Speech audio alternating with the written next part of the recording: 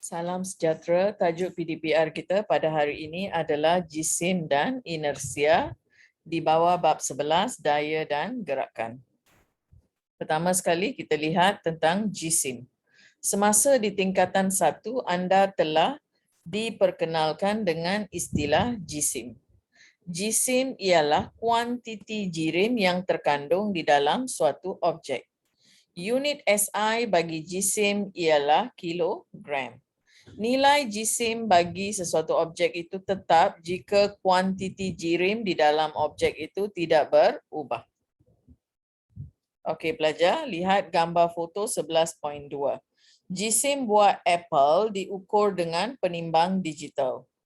Okey, cikgu juga sertakan sekali dengan beberapa contoh penimbang lain yang digunakan dalam kehidupan seharian. Okey, ini adalah contoh-contohnya. Okey, seterusnya kita lihat tentang inersia. So, apa maksud inersia? Inersia ialah sifat semula jadi sesuatu objek yang cenderung menentang sebarang perubahan keadaan asal objek dalam keadaan pegun atau sedang bergerak. Okey, keyword dia apa? Sifat semula jadi suatu objek cenderung untuk menentang sebarang perubahan. Maksudnya dia nak kekal pada keadaan asal dia. Sama ada dalam keadaan pegun atau sedang bergerak. Inersia bukan kuantiti fizik, maka ia tidak boleh diukur, tiada nilai dan tiada unit. Kita lihat dua keadaan, satu dalam keadaan pegun, satu lagi dalam keadaan bergerak. Contoh duit shilling diletakkan di atas cardboard, di bawah dia diletakkan segelas air. Apabila cardboard ditarik apabila cardboard disentap dengan laju. Okey, apabila disentap dengan laju, duit shilling akan jatuh ke dalam gelas. Inersia duit shilling itu mengekalkan keadaan asal, iaitu keadaan pegun. Dia tak ikut bersama cardboard tu. Duit shilling itu tidak bergerak bersama cardboard. Di sebaliknya, dia jatuh ke dalam gelas akibat daya graviti. Okey, ini bagi objek pegun Okey, bagi objek yang bergerak. Apabila kereta api bergerak, penumpang di dalam kereta api itu juga bergerak bersama-sama. Apabila kereta api itu diberhentikan secara tiba-tiba, badan penumpang kekal bergerak ke hadapan. Okey? Inersia penumpang itu mengekalkan keadaan asal penumpang, iaitu keadaan bergerak. Maka penumpang itu meneruskan gerakannya ke hadapan. Okey pelajar, ini dua contoh Okey, inersia sejajar dengan hukum gerakan Newton pertama. Newton ada 3 hukum pelajar, ini hukum pertama. Okey, oleh Sir Isaac Newton. Hukum gerakan Newton pertama menyatakan bahawa sesuatu objek akan kekal dalam keadaan asalnya, iaitu sama ada pegun atau sedang bergerak dengan laju malar dalam garis lurus jika tiada daya luar yang bertindak. Okey pelajar, ini Newton's first law. Ada total 3 hukum. Ni cikgu letak satu slide tambahan. Okey, inilah yang dipanggil sebagai Newton's first law. Famous hukum Newton yang pertama, dan kadang yang ketiga ni pun agak famous juga kan. Bila awak buat jahat dan sebagainya, kita selalu kata every action has an equal and opposite reaction, right? Ini semua hukum-hukum Newton. So kita hanya belajar yang pertama sahaja. Okey, seterusnya. Hubungan antara jisim dengan inersia. Inersia sesuatu objek dipengaruhi oleh jisim objek tersebut. Semakin besar jisim sesuatu objek, semakin besar inersia objek tersebut. Okey. So pelajar, kita bagi contoh dekat gambar foto 11.3, situasi yang menunjukkan hubungan antara jisim dengan inersia.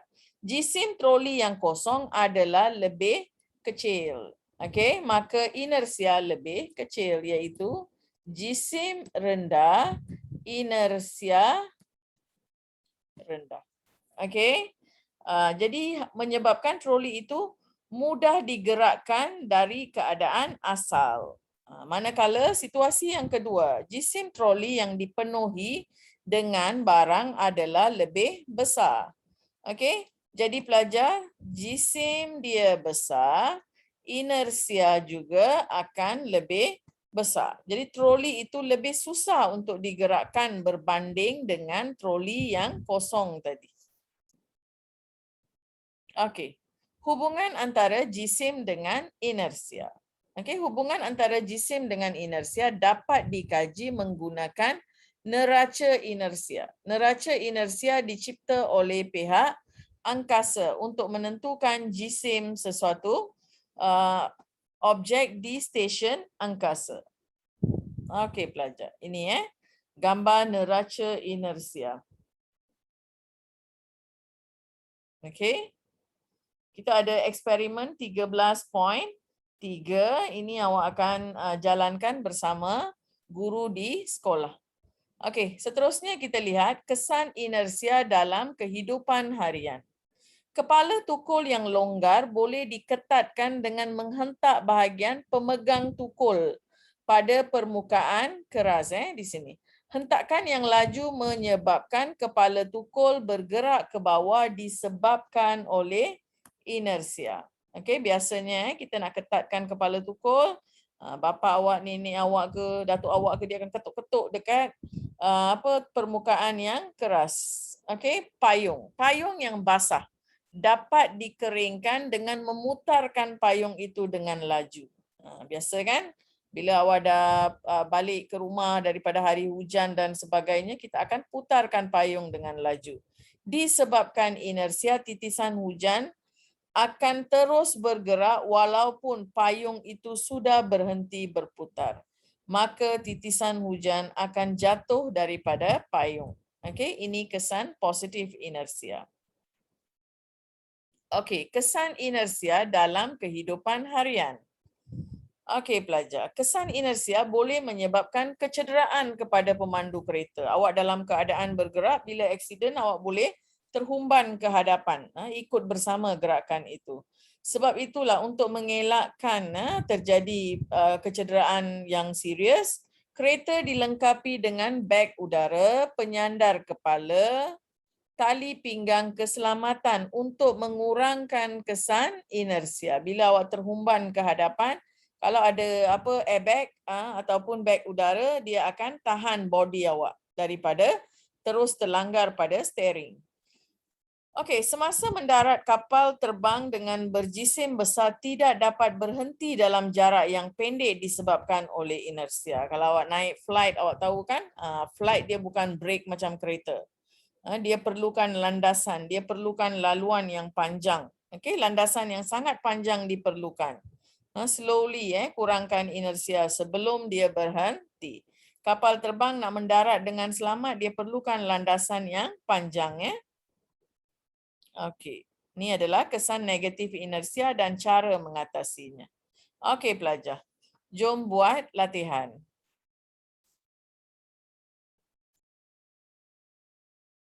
Soalan 1. Nyatakan maksud inersia dan berikan 2 contoh inersia yang berlaku dalam kehidupan harian. So, pertama dia nak maksud inersia, kemudian dia nak 2 contoh inersia dalam kehidupan harian. Okey, maksud inersia tadi apa? Inersia ialah sifat semula jadi sesuatu objek yang cenderung menentang sebarang perubahan keadaan asal objek dalam keadaan pegun atau sedang bergerak. Okey pelajar, awak boleh pergi balik pada nota tadi. Okey, di sini pelajar. Okey. So soalan 1 jawapan bagi soalan 1 dan dia minta contoh. Okey, contoh contoh ambillah gambar ni. Okey. Kesan inersia dalam kehidupan harian. Boleh ambil 2 contoh. Ini juga digunakan untuk menjawab soalan 1. Satu contoh ini boleh, yang ini pun boleh pelajar. Ambillah mana-mana contoh untuk menjawab. Okey. Dalam buku dia gunakan contoh mengeringkan payung yang basah dengan memutarkan dengan laju, kemudian berhenti seketika dengan badan pemandu terhumban ke hadapan apabila brek kereta ditekan secara tiba-tiba. Awak juga boleh memberi contoh yang lain. Okey, soalan 2. Nyatakan hubungan antara jisim dengan inersia. This is very simple. Kita dah bincang sebelum ni. Okey, sini belajar. Jisim kurang, inersia kurang. Jisim tinggi, inersia pun tinggi. Jadi jisim besar, inersia besar. Okey. Okey, pelajar hubungan. Jadi awak boleh katalah, semakin besar jisim, semakin besar inersia. Okey, semakin rendah jisim, semakin rendah inersia. Okey, semakin kecil jisim, semakin kecil inersia. Okey pelajar, cikgu sertakan juga jawapan untuk awak untuk semak selepas selesai menjawab. Okey, itu sahaja untuk PDPR kita kali ini. Terima kasih.